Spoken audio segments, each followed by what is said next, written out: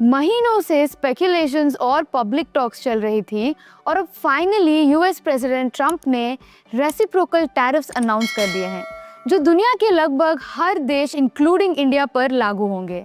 इस अनाउंसमेंट के बाद ग्लोबल मार्केट्स हिल गई हैं और इंडिया भी अब इसके इकोनॉमिक रिपरकशंस के लिए तैयार हो रहा है।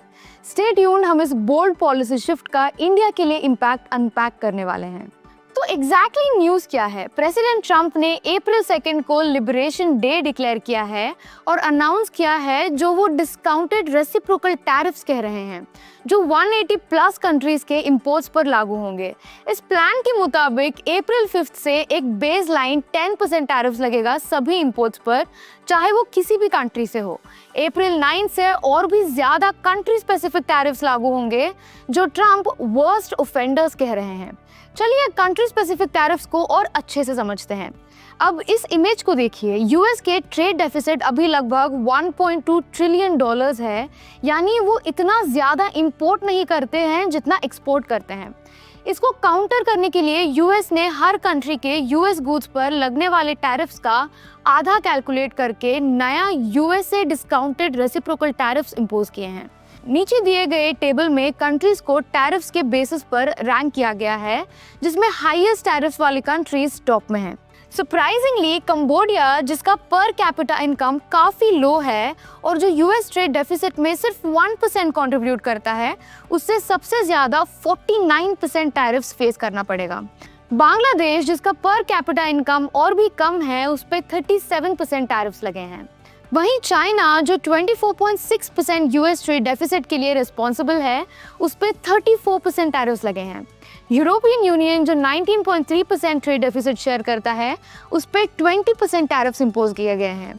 लास्टली इंडिया पर 26% टैरिफ्स इंपोज किए गए हैं, जो ट्रंप के मुताबिक बिल्कुल आधा है जो इंडिया यूएस गुड्स पर इंपोज करता है। व्हाइट हाउस स्टेटमेंट के मुताबिक ये टैरिफ्स तब तक लागू रहेंगे जब तक ट्रंप डिसाइड नहीं कर लेते कि ट्रेड डेफिसिट और नॉन रेसिप्रोकल ट्रीटमेंट का थ्रेट खत्म हो गया है, रिजॉल्व हो गया है या मिटिगेट हो गया है। इम्पैक्ट समझने से पहले ये देखते हैं कि इंडिया और यूएस का ट्रेड रिलेशनशिप अब कैसा है। यूएस इंडिया का एक मेजर ट्रेडिंग पार्टनर है और हम pharmaceuticals, James, electrical equipments, textiles और पेट्रोलियम प्रोडक्ट्स एक्सपोर्ट करते हैं। बायलैटरल ट्रेड 124 बिलियन डॉलर्स तक पहुंच चुका है और इंडिया का ट्रेड सरप्लस 37 बिलियन डॉलर्स का है। एक और इंटरेस्टिंग फैक्ट ये है कि यूएस उन गिने चुने देशों में से है जहां इंडिया का ट्रेड सरप्लस है, वरना चाइना, रशिया, कोरिया, हांगकांग और गल्फ कंट्रीज के साथ हमें ट्रेड डेफिसिट फेस करना पड़ता है। अब चलिए एक टैरिफ स्ट्रक्चर को समझते हैं। इंडिया के यूएस इंपोर्ट्स पर एवरेज टैरिफ्स 12% है, जिसमें एग्रीकल्चर प्रोडक्ट्स पर ये 37.6% तक पहुंच गए हैं। वहीं यूएस के टैरिफ्स इंडियन इंपोर्ट्स पर सिर्फ 2.2% है। तो ये 26% ब्लैंकेट टैरिफ इंडिया के लिए क्या मतलब रखता है? कुछ सेक्टर्स को बड़ा झटका लगेगा जबकि कुछ बच गए हैं। चलिए इसको ब्रेक डाउन करते हैं। निफ्टी आईटी इंडेक्स लगभग 4% गिर गया ट्रंप के रेसिप्रोकल टैरिफ्स के बाद, क्योंकि रिसेशन का डर और डिस्क्रिशनरी स्पेंडिंग कट होने का खतरा बढ़ गया है। ऊपर से एनालिस्ट ने आईटी सेक्टर का रेटिंग डाउनग्रेड कर दिया है और यूएस रिसेशन रिस्क के चलते उसको इक्वल वेट पर ला दिया है। जेम्स और ज्वेलरी इंडस्ट्री ने FY24 में 9.9 बिलियन डॉलर्स का एक्सपोर्ट यूएस को किया था। एनालिस्ट का कहना है कि ये सेक्टर सबसे ज़्यादा इम्पैक्ट होने वाले सेक्टर्स में से एक होगा। इंडिया ने लगभग 14 बिलियन डॉलर्स के इलेक्ट्रॉनिक प्रोडक्ट्स यूएस को एक्सपोर्ट किए थे और ये इंडस्ट्री भी एक बड़ा झटका सह सकती है। ऑटो और ऑटो पार्ट्स सेक्टर्स 26% लेवी के स्कोप से बाहर हैं, लेकिन अगर याद हो तो पिछले हफ्ते प्रेसिडेंट ट्रंप ने 25% टैरिफ लगा दिया था सभी ऑटोमोबाइल्स और ऑटो पार्ट्स पर जो यूएस में एंटर हो रहे थे। हर सेक्टर को नुकसान नहीं होगा। यूएस ने कुछ सेक्टर्स को रेसिप्रोकल टैरिफ से एग्जेम्प्ट कर दिया है।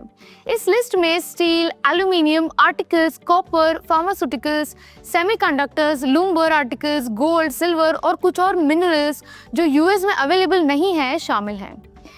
So on the flip side pharma sector को बड़ा रिलीफ मिला क्योंकि इसको टैरिफ से एग्जेम्प्ट कर दिया गया। इसका असर फार्मा स्टॉक्स पे भी दिखा। डॉक्टर रेड्डीज ने 1% जंप किया, सन फार्मा 4% सर्ज हुआ और बिंदु फार्मा ने 2.2% से ज्यादा का गेन दिखाया। ये कंपनीज यूएस मार्केट पे काफी डिपेंडेंट हैं और टैरिफ्स लगता तो उनके मार्जिन श्रिंक हो सकते थे।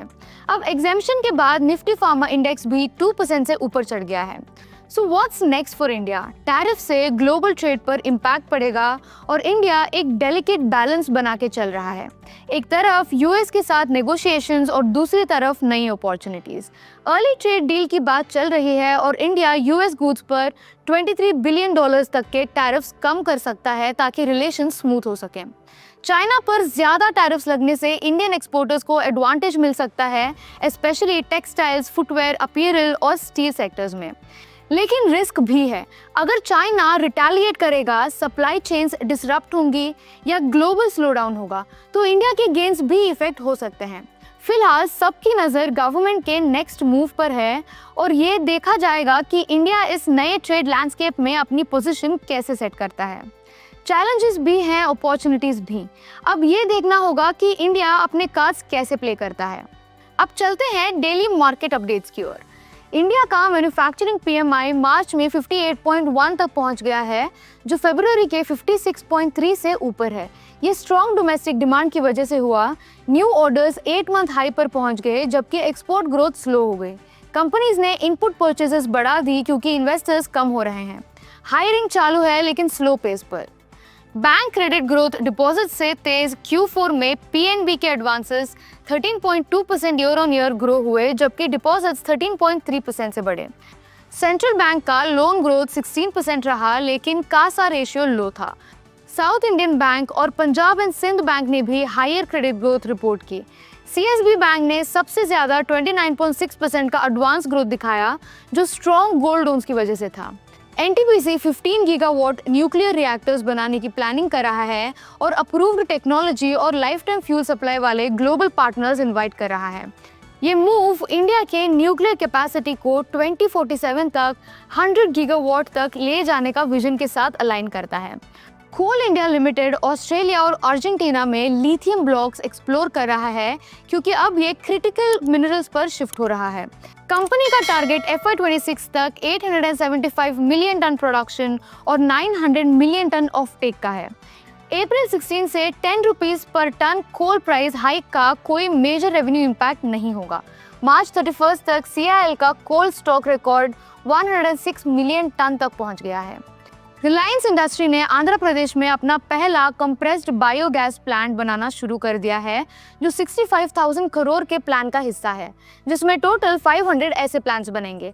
कन्नीगिरी फैसिलिटीज, जो 139 करोड़ रुपीस के इन्वेस्टमेंट से बन रही है, नापियर ग्रास को बायोगैस में कन्वर्ट करेगी, जिससे नए जॉब्स मिलेंगे और रूरल इनकम्स बढ़ेगी। जब ये पूरा हो जाएगा तो प्रोजेक्ट हर साल 40 लाख टन CBG प्रोड्यूस करेगा और 2.5 लाख जॉब्स जनरेट करेगा। Having said this, is Neha signing off. Investments in securities market are subject to market risks. Read all the related documents carefully before investing.